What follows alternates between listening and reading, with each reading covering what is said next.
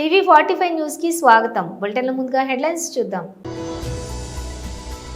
ఆంధ్రప్రదేశ్ రాష్ట్ర ముఖ్యమంత్రి శ్రీ నారా చంద్రబాబు నాయుడు న్యూఢిల్లీలో విలేకరుల సమావేశం.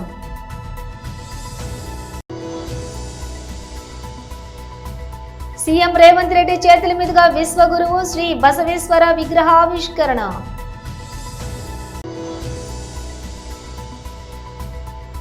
వైఎస్ఆర్సీపీ రాష్ట్ర లీగల్ సెల్ అధ్యక్షులు Shri M Manohar Reddy press meet.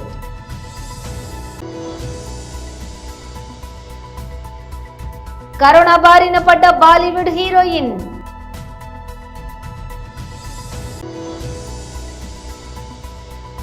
Chiranjeevi Anil Ravupudi mega 157 shooting షురు.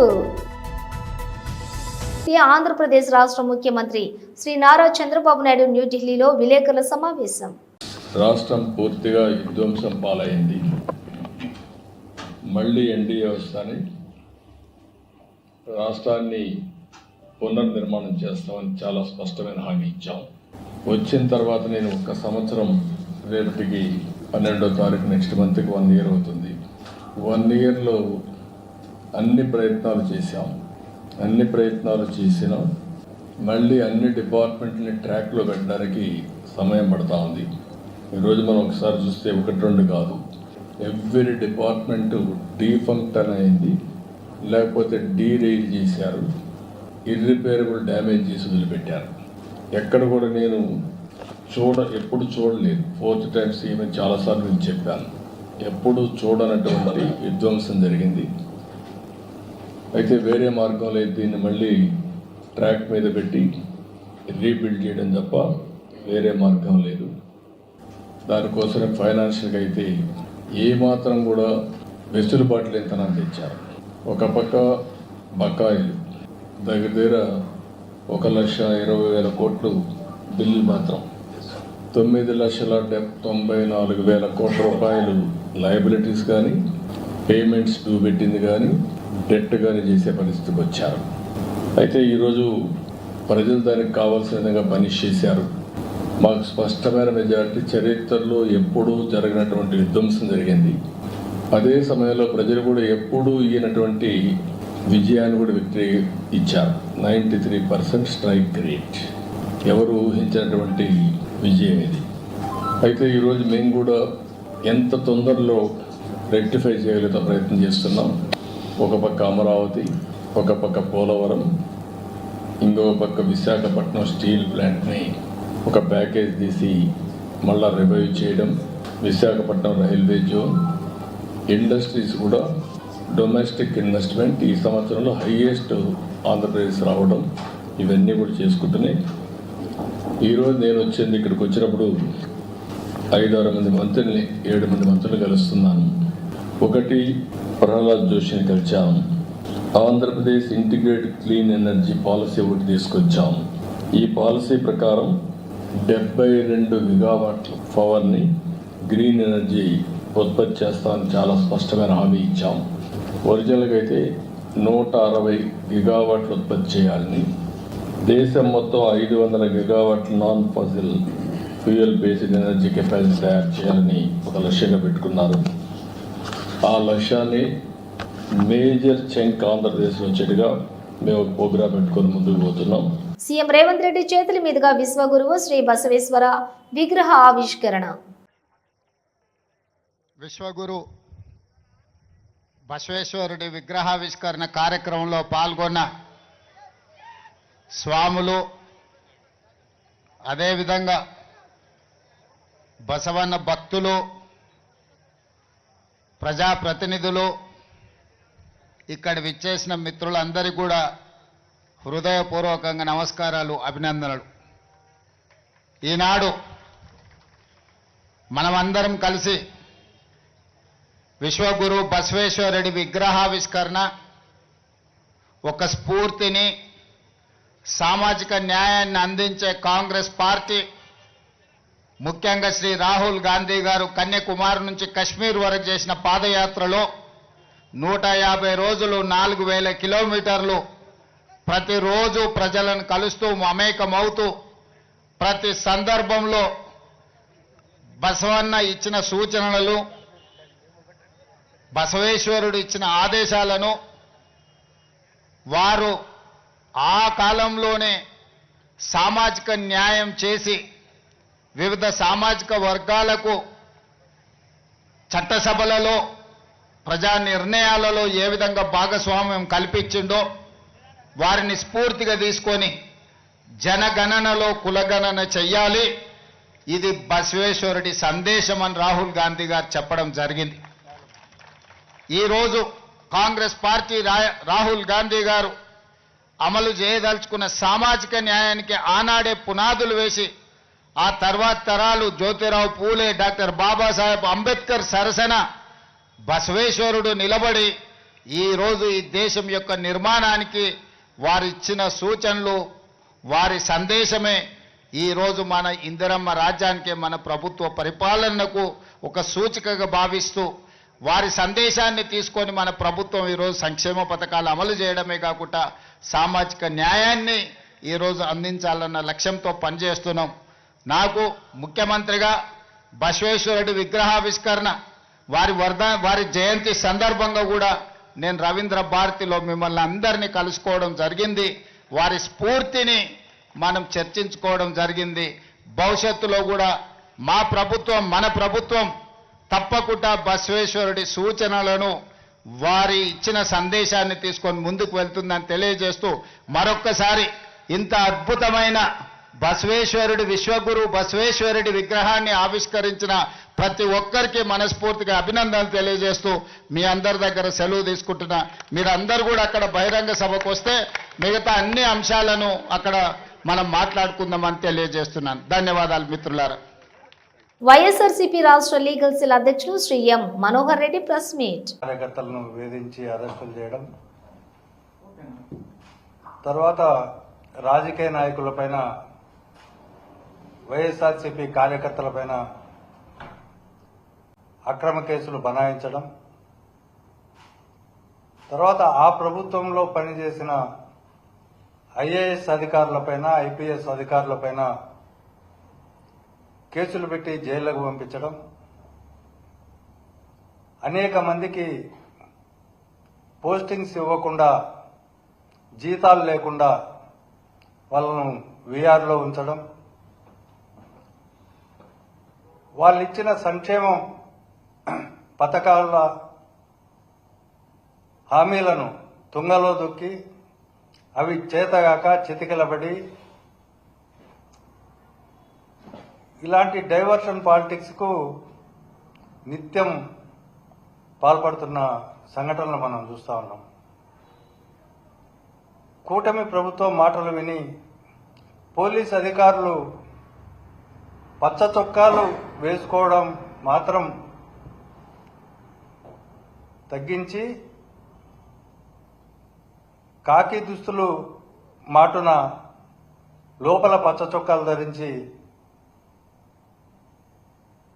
ప్రజలను, తర్వాత వైఎస్ఆర్సీపీ కార్యకర్తలను, నాయకులను భయభ్రాంతులను చేసే విధంగా ఈ రాష్ట్రంలో కేసులు పెడతా ఉన్నారు. 7 సంవత్సరాల శిక్ష లోపల పడాల్సిన కేసులను కూడా సుప్రీంకోర్టు జడ్జిమెంట్ ప్రకారం నోటీసులు ఇచ్చి వారి వివరణ తీసుకోవాల్సి ఉంటే వాటిల్లో కూడా అర్ధరాత్రి పూట పోయి భయభ్రాంతులు చేసి వాళ్ళని అరెస్టు చేసి రౌడీలాగా తీసుకొని వస్తా ఉన్నారు. ఇవాళ ఒకటి మహిళలను కూడా వదిలిపెట్టడంలే. గతంలో చూసాం, కంతేరు ఎంపీటీసీగా ఉన్న కల్పన, ఆమెను రాత్రిపూట అరెస్టు చేసే సందర్భంలో ఆమె నేను నైటీలో ఉన్నానండి, చీర మార్చుకొని వస్తానంటే కూడా వదలకుండా పోలీసులు రౌడీల మాదిరిగా ప్రవర్తించి ఆమెను అరెస్టు చేయడం జరిగింది. అదేవిధంగా హైదరాబాద్లో పాలేటి కృష్ణవేణి అనే మహిళని, సోషల్ మీడియా కార్యకర్తని అదేవిధంగా సాయంత్రం అరెస్టు చేసి అర్ధరాత్రి 2 గంటల వరకు భోజనం పెట్టకుండా అంతవరకు ఆమెను వేధించి మరుసటి రోజు కోర్టులో ఆధారపరిచిన సంఘటన. దేశవ్యాప్తంగా కరోనా మహమ్మారి మరోసారి కలవరపెడుతోంది. ఇప్పటికే చాప కింద నీరుల యాక్టివ్ కేసుల సంఖ్య 250 దాటడంతో ప్రజల్లో ఆందోళన మొదలైంది. ఈ పరిస్థితుల దృష్ట్యా పలు రాష్ట్ర ప్రభుత్వాలు అప్రమత్తంగా వ్యవహరిస్తూ అవసరమైన చర్యలు చేపడుతున్నాయి. వైద్య నిపుణులు కూడా ప్రజలు నిర్లక్ష్యం వీడి మాస్కులు ధరించడం సహా అన్ని రకాల కోవిడ్ జాగ్రత్తలు పాటించాలని విజ్ఞప్తి చేస్తున్నారు. ఇలాంటి ఆందోళనకర పరిస్థితుల్లో ప్రముఖ బాలీవుడ్ నటి నిఖితా దత్తా తాజాగా కరోనా వైరస్ బారిన పడ్డారు. ఈ విషయాన్ని ఆమె స్వయంగా తన సోషల్ మీడియా ఖాతా ద్వారా వెల్లడించారు. నిఖితా దత్తాతో పాటుగా ఆమె తల్లికి కూడా ఈ వైరస్ సోకింది. ఈ సందర్భంగా నిఖితా దత్తా తన పోస్ట్ లో కోవిడ్ మా అమ్మగారికి నాకు హలో చెప్పడానికి వచ్చింది. ఈ పిల్లవాని అతిథి ఎక్కువ కాలం మాతో ఉండదని ఆశిస్తున్నాను. ఈ చిన్న క్వారంటైన్ తర్వాత మళ్ళీ కలుద్దాం. అందరూ జాగ్రత్తగా ఉండండి అని పేర్కొన్నారు. గతంలో కూడా నిఖితా దత్తా ఒకసారి కోవిడ్ బారిన పడి చికిత్స అనంతరం కోలుకున్న విషయం గమనార్హం. మెగాస్టార్ చిరంజీవి దర్శకుడు అనిల్ రావిపూడి కాంబినేషన్ లో తెరకెక్కుతున్న మెగా 157 సినిమా రెగ్యులర్ షూటింగ్ శుక్రవారం ప్రారంభమైంది. అన్నపూర్ణ స్టూడియోస్ లో చిరంజీవి లుక్ టెస్ట్ పూర్తి చేసిన తర్వాత షూటింగ్ ప్రారంభించినట్లుగా తెలుస్తోంది. చిరుతో పాటు ఇతర నటీనటులపై కీలక సన్నివేశాలు చిత్రీకరించినట్లు సమాచారం. ఇక మొదటి షెడ్యూల్లో చిరంజీవి ఇతర కీలక తారాగణం సభ్యులు పాల్గొనే ముఖ్యమైన సన్నివేశాలు చిత్రీకరిస్తారని సమాచారం. ఈ సినిమాలోని నయనతార కథానాయికగా నటిస్తోంది. ఇటీవలే మేకర్స్ ఈ భారీ ప్రాజెక్ట్ లో ఆమెను హీరోయిన్ గా ఎంపిక చేసినట్లు ఓ ప్రత్యేక వీడియో ద్వారా ప్రకటించిన విషయం తెలిసిందే. సరిలేరు నీకెవరు, భగవంత్ కేసరి, సంక్రాంతికి వస్తున్నాం వంటి వరుస హిట్ చిత్రాలు అందించిన దర్శకుడు అనిల్ రావిపూడి తన ట్రేడ్ మార్క్ ఎనర్జీని మెగా 157 కి తీసుకురావాలని భావిస్తున్నారు. ఈ చిత్రానికి బీన్స్ సిసిరోలియో సంగీతం అందిస్తూ ఉండగా shine screens, gold box entertainments పథకాలపై సాహు, గారపాటి సుస్మిత, కొణిదెల సంయుక్తంగా నిర్మిస్తూ ఉన్నారు. కాగా ఈ మూవీ షూటింగ్ ని ఈ ఏడాదిలోనే పూర్తి చేసి 2026 సంక్రాంతికి సినిమాను విడుదల చేయనున్నారు. ఈ మేరకు ఇప్పటికే మేకర్స్ ప్రకటించారు. మరోవైపు ఇప్పటికే విశ్వంబరను పూర్తి చేసిన మెగాస్టార్ అనిల్ రావిపూడి మూవీ తర్వాత దసరా ఫేమ్ శ్రీకాంత్ ఓదిలతో మరో సినిమా చేయనున్నారు చిరు. మంచిర్యాల జిల్లా బెల్లంపల్లి కాంగ్రెస్ పార్టీ కార్యాలయం వద్ద గడ్డం వినోద్ వెంకట స్వామి ఆదేశాలతోటి గౌరవ శ్రీ బొమ్మ హరీష్ కుమార్ గౌడ్ టీపీసీసీ అధ్యక్షులు ఎమ్మెల్సీ జన్మదిన వేడుకలను ముచ్చెర్ల మల్లయ్య అలాగే టీపీసీసీ రాష్ట్ర ప్రచార కమిటీ కన్వీనర్ నాతరి స్వామి, సేవాదళ్ల జిల్లా అధ్యక్షులు బండి రాము ఆధ్వర్యంలో మరియు కాంగ్రెస్ పార్టీ అన్ని విభాగాల నాయకులు, కార్యకర్తల అభిమానుల సమక్షంలో ఘనంగా చేయడం జరిగింది. ఈ సందర్భంగా మహేష్ కుమార్ గౌడ్ అధ్యక్ష పదవి పొందిన తర్వాత పార్టీలో యువకులకు, మహిళలకు ప్రాధాన్యత ఇస్తూ చురుగ్గా పార్టీ కార్యకలాపాలలో పాల్గొనేలా చేస్తున్నందుకు వారికి అభినందనలు తెలియజేస్తూ వారు నిండు నూరేళ్లు ఆయురారోగ్యాలతో అష్టైశ్వర్యాలతో కాంగ్రెస్ పార్టీలో మరింత ఉన్నత స్థానానికి వెళ్లాలని బెల్లంపల్లి పట్టణ కాంగ్రెస్ పార్టీ నుంచి కోరుకోవడం జరిగింది.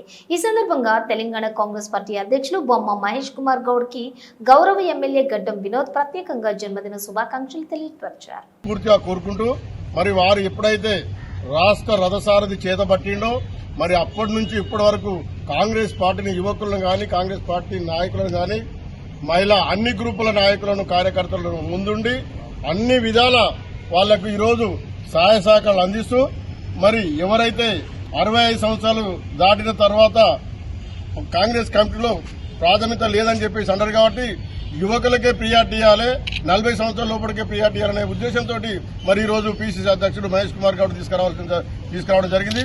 దాని ఆధారంగానే మరి రీసెంట్ గా ఓటింగ్ అప్లై చేసుకుని కూడా జరిగింది. కొంతమంది వార్డు ఇన్ఛార్జీల నుంచి మొదలు పెడితే పీసీసీ కాంగ్రెస్ పార్టీ ప్రెసిడెంట్ గాని మండల ప్రెసిడెంట్, బ్లాక్ కాంగ్రెస్ ప్రెసిడెంట్ కూడా మరి ఈ రోజు వారి నాయకత్వాన్ని మరి ఎలక్షన్ లో నిలబెట్టుకుని అప్లికేషన్ ఇవ్వడం జరిగింది. దాన్ని మరి దృష్టిలో పెట్టుకుని ఈ రోజు ఖచ్చితంగా ఇప్పటి నుంచి కాంగ్రెస్ పార్టీ కార్యకర్తలు ఖచ్చితంగా పనిచేసిన వాళ్ళకే ప్రియారిటీ ఉంటుందని చెప్పేసి కాంగ్రెస్ పార్టీ చెప్పిందే చేస్తుంది, చేసిందే చెప్తా అనేది ఖచ్చితంగా మన మహేష్ కుమార్ గౌడ్ గారు మరి రాహుల్ గాంధీ గారి ఆదేశాల మేరకు మరి మహేష్ కుమార్ గారు ఈ రోజు ఇప్పటి నుంచి ఆయన పనిచేయడం జరుగుతుంది. బెల్లంపల్లి నియోజకవర్గంలో గౌరవ బెల్లంపల్లి శాసనసభ్యులు గడ్డం వినోద్ గారి ఆదేశాల మేరకు బెల్లంపల్లి కాంగ్రెస్ పార్టీ కార్యాలయంలో గౌరవ పట్టణ అధ్యక్షులు ముచ్చెర్ల మల్లయ్య గారి ఆధ్వర్యంలో మన ప్రియతమ నాయకుడు కాంగ్రెస్ పార్టీ రథసారథి రాష్ట్ర పీసీసీ ప్రెసిడెంట్ గారి జన్మదిన వేడుకలు ఈరోజు ఘనంగా జరుపుకోవడం జరుగుతుంది. ఆయనకు ఆ భగవంతుడు ఆయుర ఆరోగ్యాలు ఇవ్వాలని చెప్పి ఆయన సుఖ సంతోషాలతో మంచిగా ఉండాలని చెప్పి, ఆయన ఆరోగ్యం బాగుండాలని చెప్పి, ఆయన ఇంకా పార్టీకి అనేక సేవలు చేసి పార్టీని ముందుకు తీసుకొచ్చి ఆయన గుర్తింపు పొందాలని, ఏఐసిసి లెవెల్లో గుర్తింపు పొందాలని చెప్పి, అదేవిధంగా పార్టీలో ఇంకా ఉన్నత స్థాయిలో ఆయన ఉండాలని చెప్పి మనస్ఫూర్తిగా కోరుకుంటూ ఆయన ఆదేశాల మేరకు ఆయన చెప్పిన పనులన్నీ దేశం కోసం ప్రాణ త్యాగానికైనా సిద్ధం కావాలని, దేశ రక్షణ ప్రథమ కర్తవ్యంగా ప్రతి ఒక్కరూ ముందుకు సాగాలని బీజేపీ సీనియర్ నాయకులు నాగూరావు నామాజీ అన్నారు. మనం సైతం దేశం కోసం సైనికులకు వందనం అనే ప్రత్యేక కార్యక్రమంతో నారాయణపేట జిల్లా కేంద్రంలోని తిరంగా ర్యాలీని నిర్వహించారు. మెయిన్ చౌక్ నుంచి సత్యనారాయణ చౌరస్తా వరకు జాతీయ జెండాలు చేతబట్టి పెద్ద ఎత్తున ర్యాలీని నిర్వహించారు. పహల్గామ్ ఉగ్రదాడిని ఇండియన్ ఆర్మీ ఆపరేషన్ సింధూర్ పేరుతో ఉగ్ర స్థావరాలపై దాడులు చేసి భారతదేశ గొప్పతనాన్ని చాటి చెప్పిందన్నారు. ప్రధాని నరేంద్ర మోడీ దేశ రక్షణ ప్రథమ కర్తవ్యం, ఇండియన్ ఆర్మీకి స్వేచ్ఛా హక్కులు కల్పించారని, భారతదేశం వైపు కన్నెత్తి చూడాలంటేనే ఇతర దేశాలకు హడలెత్తించేలా చేశారన్నారు. పహల్గామ్ ఉగ్రవాదుల దాడుల్లో అమాయక యాత్రికులు మృతి చెందారని ఆవేదన వ్యక్తం చేశారు.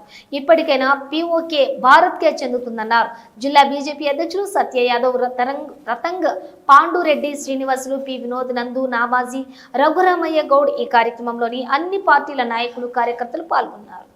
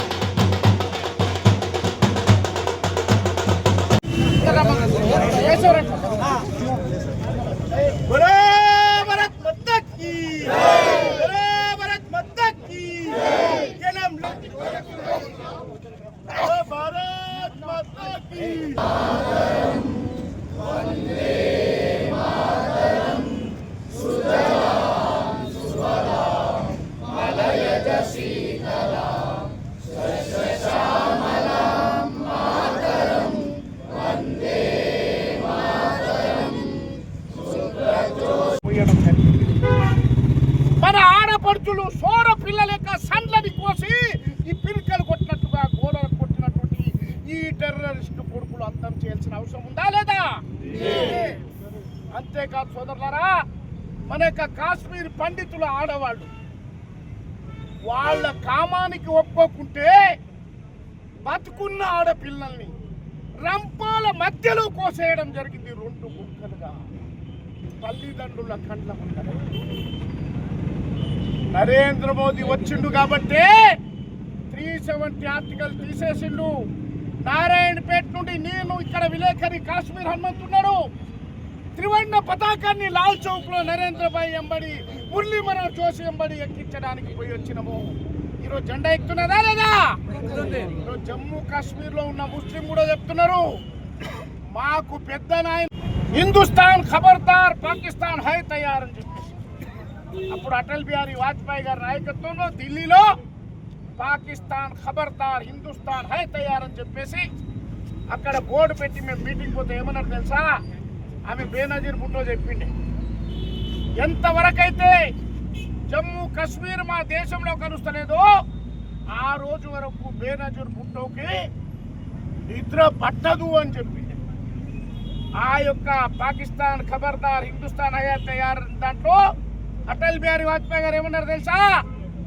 బిడా బేనజీర్ భుట్టో, జమ్మూ కాశ్మీర్ నీ దేశంలో వచ్చే వరకు నీకు నిద్ర పట్టకుంటే ఈ భాయిమా బచ్చా బచ్చా రామ్ హై అన్నారు. అరే పాకిస్తాన్ గుండెల్లారా, నేను మనవి చేస్తున్నా, భారతదేశాన్ని తడుచుకుంటే అంజనేయుని తలుచుకున్నట్ల దేశ వ్యక్తి ఏమన్నాడు మన యొక్క రాజ్నాథ్ సింగ్? మేము అంజనేయులు పనిచేసినామన్నా, మేమేం చేయలేదు. ఆ రోజు నేను చనిపోయిన రాజేశ్వర్ రెడ్డి గారు, వాజ్పేయి గారు ఎంబడి జమ్మూ కాశ్మీర్ సత్యాగ్రహం చేసి జమ్మూలో 48 గంటలు జైల్లో ఉన్నాం. అక్కడ ఒక ముస్లిం ఆడమే చెప్పింది, ఎట్లా ఉంటుంది తెలుసా? అక్కడ కళ్ళతో మేము చూసి పోయినాం. మన హిందువులంతా పిలిపించి నిలబెట్టి వాళ్ళ పిల్లల్ని కారు కట్టి గిరగిరా తిప్పి తుణుకలు చేసి తల్లుల నోట్లు తుణుకలేశారు. నేను ఇప్పుడు చెప్పేది కాదు, ఇది 20 సంవత్సరాల కింది మాట చెప్తున్నా.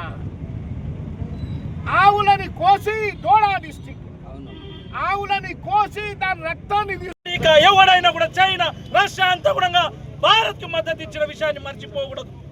కాబట్టి సోదరులారా, ఎప్పుడైనా సరే భారత్ కు ఆపద వచ్చిందంటే ఎవరు అవునన్నా కాదన్నా ఆ రోజు నరేంద్ర మోడీ గారు, ఈ రోజు నరేంద్ర మోడీ గారు ప్రధానమంత్రిగా ఉండరు. కాబట్టి ఈ రోజు గుండె మీద చేసి ప్రతి ఒక్క భారతీయుడు ఎదుర్కోగలుగుతున్న విషయం తెలియజేసుకుంటున్నా.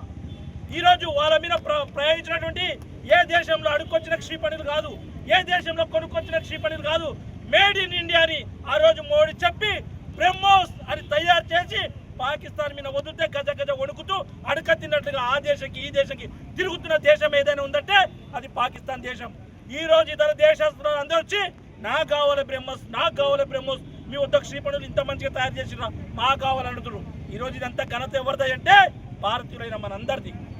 కాబట్టి సోదరులారా, మన దేశానికి ముప్పు వచ్చినప్పుడు ప్రాంతం ఏదైనా సరే, వ్యక్తులు ఏదైనా సరే, సమస్యలు ఏవైనా సరే, పార్టీలు ఏవైనా సరే ఏకతాటిపై ఇలాగే వచ్చి భారత్ కంటా ఉండాలి. మరి మన నారాయణపేటలో ఒక ముప్పు ఉంది, మీరు అందరూ గుర్తుపెట్టుకోవాలి. భారతదేశం కాడ ముప్పు కాదు, నారాయణపేటలో కూడా మీరందరూ ఖచ్చితంగా గుర్తిస్తే బంగ్లాదేశీయులు చాలా మంది నారాయణపేటలో ఉన్నారు. ఎక్కడ ఉన్నారంటే మీరు గుర్తుపెట్టుకోవాలి. సరాఫ్ బజార్లో వాళ్ళ నివాస స్థలం ఎక్కడున్నది? 10 ఏళ్ల కింద, 20 ఏళ్ల కింద చైనాల వ్యాపారం అని, అవసరాల వ్యాపారం అని. మీడియా సంస్థలు ఎంత కాపాడదామని చూసినా రేవంత్ రెడ్డి పని అయిపోయింది. నేషనల్ హెరాల్డ్ కేసులోని రేవంత్ పేరుంటే మీడియా ఎందుకు ప్రచురించడం లేదు? అదే కేసీఆర్ పేరుంటే రచ్చ చేసేవాళ్ళని కేసీఆర్ అన్నారు. ఇంత పెద్ద మ్యాటర్ వస్తే, ఒక ముఖ్యమంత్రి పేరు వస్తే ఇదే కేసీఆర్ గారి పేరుంటే రాకపోదురా? ఇదే కేసీఆర్ గారి పేరుంటే కోతికి కొబ్బరి చిప్ప దొరికినట్టు కొంతమంది సంబరాలు చేసుకుంటూ పేపర్ల నిండా తాటికాయంత అక్షరాలతో రాసేటోళ్ళు ఇలా రేవంత్ రెడ్డి గారికి కవరింగ్ ఇచ్చేందుకు చాలా కష్టపడి కాపాడుతున్నారు. వారందరికీ నేను చేసే విజ్ఞప్తి ఒకటే, మీరు ఎన్ని చేసినా, ఎంత గింజుకున్నా, ఈ మీడియా సంస్థలు ఎంత తాపత్రయపడ్డా, ఆయన మీకు ఎంత అడ్వర్టైజ్మెంట్లు ఇచ్చినా, ఎన్ని రకాలుగా మిమ్మల్ని ఫోన్ చేసి బెదిరించినా ప్రజలకు విషయం అర్థమైపోయింది.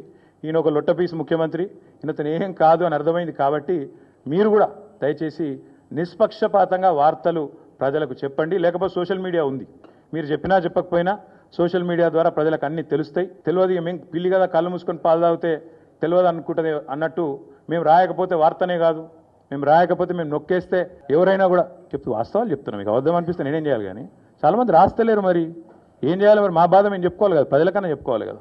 కాబట్టి మీరు అట్లా అనుకొని మీ భ్రమల్లో ఉన్నంత మాత్రాన మీరు చేయగలిగేది ఏం లేదని కూడా చెప్తూ సహకరించే మిత్రులకు థ్యాంక్ యూ. బులెటిన్ ముగించే ముందే హెడ్లైన్స్ మరోసారి. ఆంధ్రప్రదేశ్ రాష్ట్ర ముఖ్యమంత్రి శ్రీ నారా చంద్రబాబు నాయుడు న్యూఢిల్లీలో విలేకరుల సమావేశం.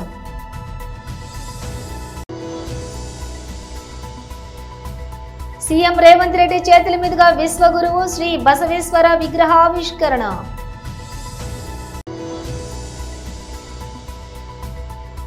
వైఎస్ఆర్సీపీ రాష్ట్ర లీగల్ సెల్ అధ్యక్షులు Shri M Manohar Reddy press meet.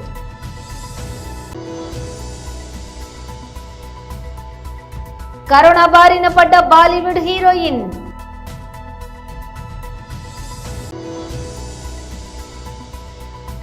Chiranjeevi Anil Ravupudi mega 157 shooting షురు. ఇవి బులెటిన్ విశేషాలు. మరో బులెటిన్ తో మళ్ళీ కలుద్దాం.